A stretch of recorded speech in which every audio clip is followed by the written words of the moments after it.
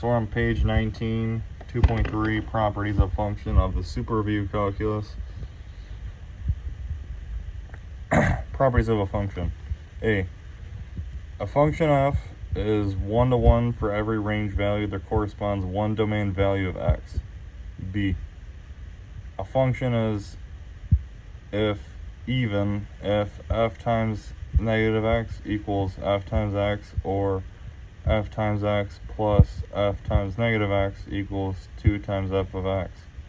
A function is said to be odd if f times negative x equals negative f times x, or f times x plus negative x times f equals 0.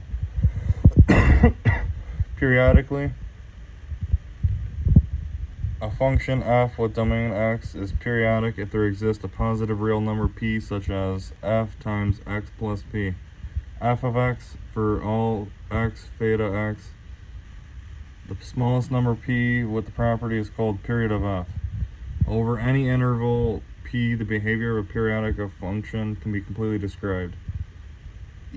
E, inverse of a function. Assuming that f is 1-to-1 function with domain f and range y, then a function g having domain y and range x is called the inverse function of f if f times g times y equals y for every y theta y, and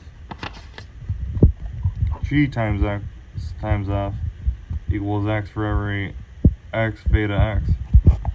The inverse of the function f is denoted f to the negative 1 power. To find the inverse function, f to the negative 1 power, or I could be saying f to the inverse negative 1 power.